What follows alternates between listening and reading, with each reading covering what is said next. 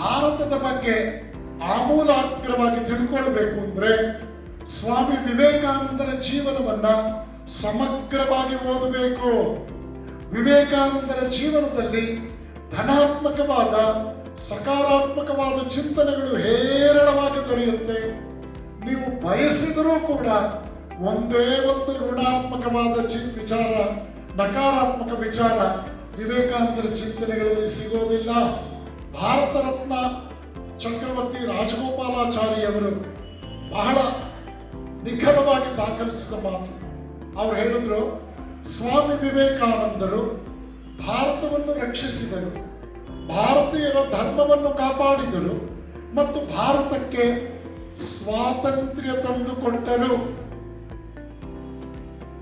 ವಿವೇಕಾನಂದ ನಮ್ಮ ಸ್ವಾತಂತ್ರ್ಯ ಬರೋದು 45 ವರ್ಷ ಮೊದಲು ಶರೀರ ಬಿಟ್ಟಿದ್ದಾರೆ. ಆದ್ರೆ ಚಕ್ರವರ್ತಿ ರಾಜಗೋಪಾಲಾಚಾರ್ಯ ಹೇಳ್ತಾ ಇದ್ದಾರೆ, ವಿವೇಕಾನಂದರು ಭಾರತಕ್ಕೆ ಸ್ವಾತಂತ್ರ್ಯ ತಂದುಕೊಟ್ಟರು. ಮುಂದುವರೆಸಿ ಹೇಳ್ತಾರೆ, ವಿವೇಕಾನಂದರು ಬಾರದೇ ಇದ್ದಿದ್ದರೆ ನಮ್ಮ ಧರ್ಮ ಉಳಿತಾ ಇರಲಿಲ್ಲ, ನಮಗೆ ಸ್ವಾತಂತ್ರ್ಯ ಬರ್ತಾ ಇರಲಿಲ್ಲ.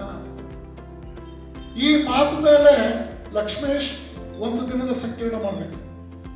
ಈ ಒಂದು ಮಾತು, Vivekananda saved Indian religion and saved Hinduism. ಅವರು ಬಾರದೇ ಇದ್ದರು, but for him we would have lost our freedom and we would have remained as India in the truest sense.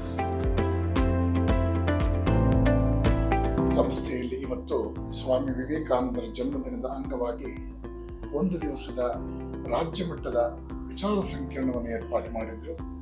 ಮಕ್ಕಳು ಅತ್ಯುತ್ತಮವಾಗಿ ಸ್ಪಂದಿಸಿದ್ರು. ಮಕ್ಕಳಲ್ಲಿ ಶಿಸ್ತಿದೆ, ಬದ್ಧತೆ ಇದೆ.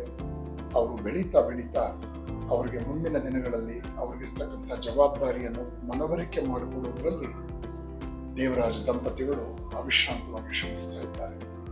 ಪ್ರಥಮ ಬಾರಿಗೆ ನಾನು ಸಂಸ್ಥೆಗೆ ಬಂದಿದ್ದೇನೆ. ನನ್ನ ಮನಸ್ಸಿಗೆ ತುಂಬ ಸಂತೋಷವಾದ್ದೇನು ಅಂತಂದರೆ, ಒಂದು ಕುಟುಂಬವನ್ನು ಸನ್ನಡತೆಯಲ್ಲಿ ಸನ್ಮಾರ್ಗದಲ್ಲಿ ಕೊಂಡೊಯ್ಯುವಂತಹ ಸುಸಂಸ್ಕೃತವಾದ ಭಾರತೀಯ ನಡವಳಿಕೆಯನ್ನು ಈ ಒಂದು ಶಿಕ್ಷಣ ಸಂಸ್ಥೆಯಲ್ಲಿ ಸಾಕ್ಷಾತ್ತಾಗಿ ಕಂಡು ಮನದುಂಬಿ ಬಂದಿದೆ. ಪರಮಾತ್ಮನ ಕೃಪೆಯಿಂದ ಈ ಸಂಸ್ಥೆ 100 ಕಾಲ ಅತ್ಯಂತ ಉತ್ತಮ ರೀತಿಯಲ್ಲಿ ಸಮಾಜದ ಕಣ್ಣಾಗಲಿ ಪಥದರ್ಶಿಯಾಗಲಿ ಅಂತ ಹಾರೈಸ್ತೇನೆ. ಸೋದರಿ ಸುಜಾತ ಹಾಗೂ ಶ್ರೀ ದೇವರಾಜ್ ಅವರಿಗೆ ಪರಮಾತ್ಮ ಆಯುರಾರೋಗ್ಯಗಳನ್ನು ಕೊಡಲಿ, ಎಲ್ಲ ರೀತಿಯ ಶ್ರೇಯಸ್ಸನ್ನು ಕೊಡಲಿ. ನಮ್ಮ ಸಮಾಜಕ್ಕೆ ಶ್ರೇಷ್ಠ ಮಟ್ಟದ ಶಿಕ್ಷಣ ತಜ್ಞರಾಗಿ ಅವರ ಸೇವೆ ಸದಾಕಾಲ ಸಮಾಜಕ್ಕೆ ಸಿಗಲಿ ಅಂತ ಈ ಸಂದರ್ಭದಲ್ಲಿ ಹಾರೈಸ್ತೇನೆ. ನಮಸ್ಕಾರ.